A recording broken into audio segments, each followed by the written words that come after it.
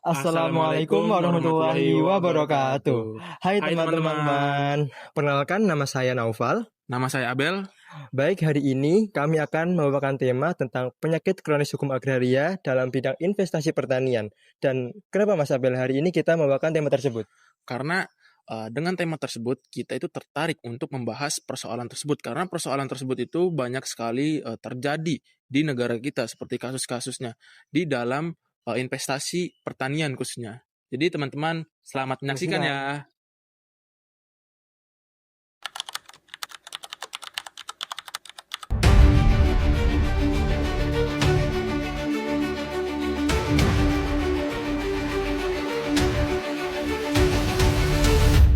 Kemudahan investor yang terlalu berlebihan, asumsinya seolah-olah pemerintah berpikir bahwa bagaimana nasib lahan pertanian dan kebutuhan pangan nasional. Soal masalah-masalah agraria. Papua, apa yang jadi catatan Anda dari KPA? satuan tugas percepatan penyelesaian konflik agraria.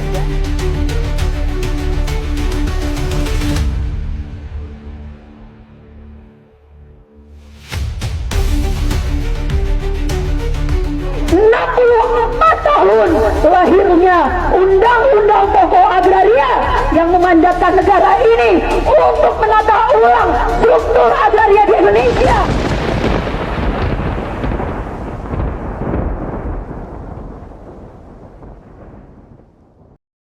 Teman-teman, masalah struktural penyakit kronis hukum agraria di bidang investasi pertanian memiliki banyak konflik di Indonesia. Indonesia masih memegang erat di mana aturan tanah kita tidak sinkron dengan orang lain. Bayangkan seorang investor ingin membuka lahan namun lapangan tersebut diklaim milik masyarakat adat. Hal ini memicu bahwa mereka tidak ingin modalnya bertahan atau tertinggal karena mereka mengejar target dan waktu untuk mengembangkan progresnya tersebut. Teman-teman tahu nggak sih apa dampak dari implementasi Undang-Undang Cipta Kerja terhadap hukum agraria khususnya investasi di bidang pertanian? Jadi dampaknya itu munculnya bank tanah, lembaga yang mengelola tanah negara untuk kepentingan investasi, teman-teman. Kemudian hak pengelolaan, yaitu jenis hak baru yang mempermudah korporasi mendapatkan lahan luas, teman-teman. Dan resikonya itu alih fungsi lahan, ancaman hilangnya lahan sawah produktif menjadi kawasan industri atau perkebunan yang skala besar. Jadi sawah-sawah yang seharusnya menjadi penyumbang pangan untuk negara kita sekarang habis dibabat oleh para pihak korporasi, teman-teman. Dan Undang-Undang Cipta Kerja dengan niat hadir untuk mempermudah izin usaha, karpet merah bagi para investor korporasi. Namun di sisi lain, seperti bank tanah justru dikhawatirkan menjadi alat bagi penguasaan lahan secara besar-besaran oleh segelintir pihak konglomerat. Ini menciptakan paradoks investasi ingin ditingkatkan, tapi ruang hidup petani kecil justru semakin tersempit, yang ujung-ujungnya memicu ledakan konflik baru di lapangan. Asal teman-teman tahu ya, di dalam hukum agraria tentunya ada tantangan reforma agraria dan pendaftaran tanah, teman-teman. Jadi tantangannya itu seperti redistribusi yang belum tepat sasaran. Seringkali tanah dibagikan kepada pihak yang bukan petani penggarap asli. Kemudian ada lemahnya pendaftaran tanah, masih banyak aset pertanian yang belum terdata secara digital dan akurat. Kemudian ketimpangan penguasaan lahan. Sebagian besar tanah dikuasai oleh sekelompok besar, sementara petani kecil hanya memiliki luas lahan yang sangat sempit, teman-teman.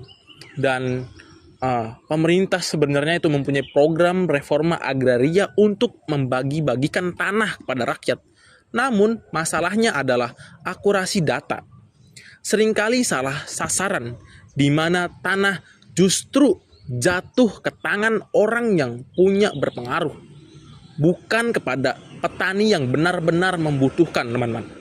Akibatnya, ketimpangan yang tetap tinggi dan iklim investasi tetap tidak sehat karena dasar kepemilikan tanah di tingkat akar rumput masih tergoyahkan, teman-teman. Selanjutnya ada dampak hukum terhadap iklim investasi.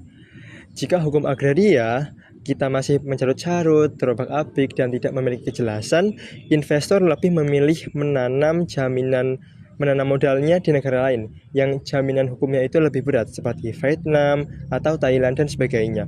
Akibatnya produktivitas pangan kita jalan di tempat dan tidak ada kemajuan. Kita tidak bisa mencapai swasembada pangan kalau setiap kali ada proyek pertanian dihancurkan oleh para investor. Selalu muncul demo atau sengketa lahan yang berkepanjangan. Dengan demikian, hal ini harus diusut lebih lanjut oleh pemerintah.